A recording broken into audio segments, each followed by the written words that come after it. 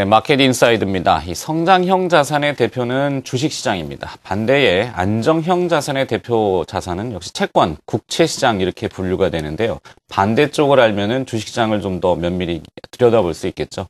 그래서 오늘은 우리자산운용의 김기현 채권운용본부장과 함께 시장을 좀 들여다보겠습니다. 안녕하십니까? 안녕하세요. 자, 먼저 그 엔화 얘기부터 좀 해야 되겠습니다. 일본의 엔약세 90엔대를 일단 찍고 현재는 88엔대 초반으로 좀 내려왔습니다. 그러니까 엔화가 약세 추세를 보이다가 일시적인 강세인데 추세적으로는 계속 약세라는 이야기를 많이 하고 이것이 우리나라에 또 많은 영향을 주지 않습니까? 엔약세, 원 강세, 엔화 약세 흐름 이 안에서 우리가 주목할 요인은 어떤 것이 있겠습니까? 예, 지금 상당히 환율이 변수가 되고 있는 상황입니다. 실제 우리나라 GDP의 기여도를 보면 수출의 비중이 최근 수년 내에 상당히 많이 올라와서 이제 60% 내외 수준까지 수출의 기여도가 올라와 있는 상태입니다. 따라서 환율에 대한 민감도는 그만큼 높아질 수밖에 없다라고 볼 수 있겠습니다. 그렇지만 실제 민감도가 높아지긴 하였습니다만 자동차와 같은 주력 업종 같은 경우에는 생산 기지가 해외로 많이 이전되어 있기 때문에 환율의 어떤 민감도가 희석된 측면도 같이 고려해야 될 것이다 라고 생각을 할 수 있겠습니다. 또한 환율과 관련해서 정부의 어떤 정책금리 인하가 고려되어야 되는 것이 아니냐 이런 쪽의 여론들도 있었던데요. 실제로 환율보다는 대금리 차가 훨씬 더 자본의 이동에 중요한 요인이 되기 때문에 환율을 목적으로 어떤 정책금리를 인하하기보다는 환율에 대해서는 직접적인 규제나 제약을 통해서 정부가 방어 의지를 할 가능성이 높아 보입니다. 네.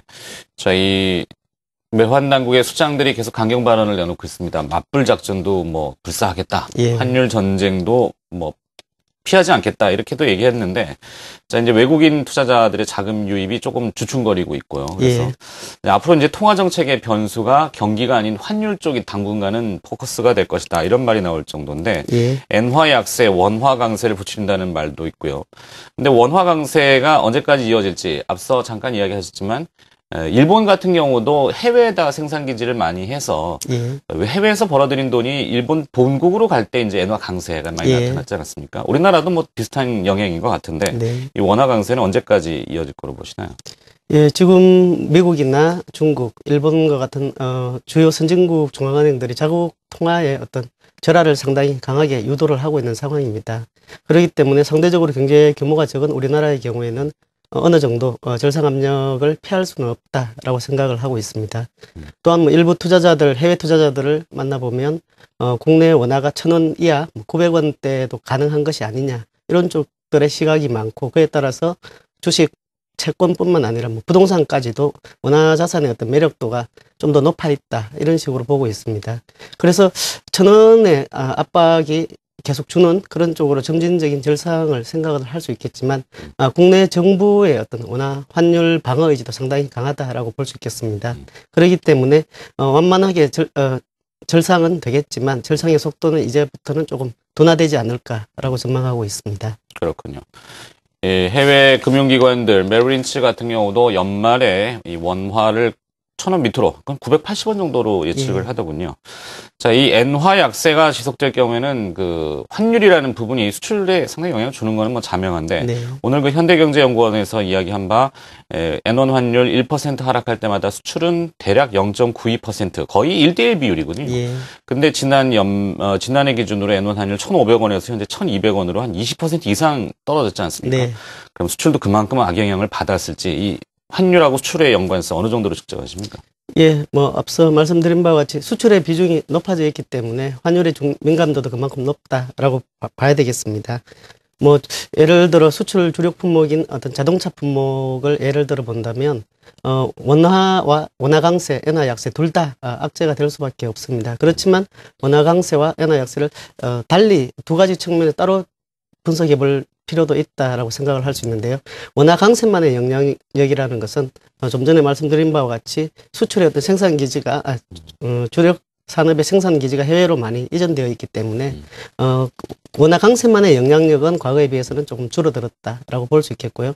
반면에 엔화 약세의 영향력은 주력 품목에서 특히 일본과 직접적인 경쟁이 되는 업종의 경우에는 가격 경쟁력에서 엔화 대비 불리한 측면이 있을 겁니다. 그래서 엔화 약세 영향력에 대한 민감도가 조금 더 클 수 있다라고 볼 수 있겠습니다. 네. 자, 이 대부분의 대기업들은 사실 뭐 환 리스크를 어느 정도 해지를 뭐 생산 기지를 이전한다든지 아니면 또 뭐 여러 가지 방편 뭐 선물안을 통해서든 리스크 해지를 하는데 이제 중소출 기업들이 조금 영향을 받겠군요. 예. 키코 때문에 한번 되어 있기 때문에 이제 은행을 좀 잘 맹신하지 않는다 그러던데 어찌됐건 환율이 이제 점진적으로 저상이 되거나 떨어지는 것은 뭐 피할 수 없는 길인 것 같고 속도를 조절하기 위해서 이제 당국이 나선 바 정책금리 이야기를 꺼내 들었습니다. 네네. 김중수 한국은행 총재도 연초 금통위에서 1분기 안에는 한번 한 인하를 시킬 수도 있다. 개연성을 열어놨는데요. 이 정책금리 2.75%에서 한 차례 인하하겠다. 본부장님 의견은 좀 어떠십니까? 예, 저희 회사 입장에서도 한 차례 인하의 가능성이 높다라고 보고 있습니다. 이번 1월달 금통위에서 한국은행 총재께서 하신 말씀이 일단 성장률 전망 자체를 종전에 3.2%에서 2.8%로 낮췄고 또 통방문에서도 저성장을 강조하는 코멘트를 하셨습니다. 그렇기 때문에 일단 정책금리 인하에 대한 가능성이 하는 쪽에서도 어느 정도 시사가 된 측면이 있고 또 정부 측면에서도 물론 직접적으로는 재정 지출을 늘리고 추경을 편성하는 것과 같이 재정 정책에 포커스를 맞추겠지만 또 한편으로는 정책금리 인하와 같은 팔러시 믹스를 강구할 가능성이 높다라고 보여집니다. 네. 자, 이 기준금리 인하는 금리 인하, 채권 가격의 상승이죠. 그러면 채권 가격이 올라간다면은 수요가 그쪽으로 일시적으로 좀 갈 수 있겠는데 최근에 외국인 투자자들이 코스피 주식 쪽에서는 좀 멈칫거렸지만 국채 선물은 좀 많이 담는 것 같아요. 예, 그렇습니다. 그렇죠? 자, 그러면 뭐 이것이 이제 가격에 어느 정도 반영이 된 것 같긴 합니다만 그 밖에 주목할 만한 채권 시장의 변수들은 어떤 것이 있습니까? 예, 직접적으로 말씀드렸던 바와 같이 지금 환율과 정책금리 인하 여부가 직접적인 요인이 될 테이고요. 이 외에도 세계 경제 여건, 뭐 재정 절벽으로 비롯되는 미국 경제가 어느 정도 회복이 될 것인가. 그리고 국내 잠시만요. 네. 그리고 국내 경제 성장률이 이번에 3.2에서 2.8로 하향 조정이 되었는데 추가로 하향 조정될 가능성은 없는 것인가. 네. 그리고 외국인 매수세가 지속될 것인지 아니면 변화할 것인지 이런 변수들을 눈여겨봐야 될 것 같고요. 국내 경제 성장률 전망이 추가로 하향 조정이 된다라고 하면 글로벌 경기 둔화에 대한 우려와 더불어 정책금리가 한 차례가 아닌 두 차례 이상의 인하 기대감으로 바뀔 가능성이 있습니다. 또 반면에 국내 원화의 강세가 어느 정도 마무리되는 국면에서는 외인들의 이익 실현 욕구가 정대되기 때문에 채권 가격의 변동성이 정대될 가능성도 있습니다. 네. 자, 이 외국인 투자자들의 동향은 뭐 매우 중요합니다. 수급을 그래서 분석을 자주 하는 편인데요. 채권을 산다는 것은 이제 성격이 어떻게 해석되느냐에 따라 좀 다를 것 같습니다. 주식은 최근에 좀 뭐 소규모지만 매도는 하고 있고 뭐 뱅가드 얘기 이렇게 막 붙여대죠. 근데 외국인 투자자들이 팔고 떠나느냐 이 부분도 중요한 것 같고 아직은 뭐 떠난다라고 할 수는 없는 것 같은데 채권을 산다면은 안전자산에 선호하는 현상으로 사는 것인지 아니면은 원화에 대한 매력도가 높아서 계속 사들이는 것인지 그 성격을 좀 구분짓기는 좀 어하긴 합니다만 어떻게 지금 보고 계십니까? 예, 지금으로 보여지는 플레이어들이 상당히 많이 늘었습니다. 외인들이 과거에는 어떤 금리의 어떤 방향성을 위주로 왔다라고 한다면 지금은 환율에 대한 부분 또 일부는 주식과의 어떤 대체 관계를 활용하는 부분 이런 식으로 참여자들의 종류가 상당히 다양해져 있기 때문에 뭐 일반적으로 일률적으로 말씀드리기는 어렵지만 지금 투자자들은 환율에 대한 강세 부분에 대한 기대감들이 조금 더 많은 것 같다라는 생각이 들고요. 최근에 국제 선물 시장에서 외국인들의 순매수 규모는 종전 최고 규모인 거의 13만 계약 이상으로 늘어나고 있습니다. 또 한편으로는 기존 투자자가 아닌 새로운 투자자들이 신규 주문 체결을 하고 있기 때문에 투자자들의 어떤 성향들은 다양해져서 들어오고 있다라고 볼 수 있겠습니다. 네. 자, 제가 최근에 들은 바 이 엔화 약세에 기반한 일본의 자금들이 계속 퍼지고 있다는 얘기를 들었습니다. 예. 그것을 뭐 와다나베 부인이 움직이든 아니면 엔캐리라는 표현을 하든 국내에도 상당히 좀 많이 유입이 될 것 같은데 이것도 좀 관측을 하고 계시죠? 예. 지금 정부 차원에서는 상당히 이야기가 많이 진전이 된 것으로 알고 있습니다. 작년 같은 경우 정부 당국자 간의 국채 교환에 대해서 합의를 한 상태이고요.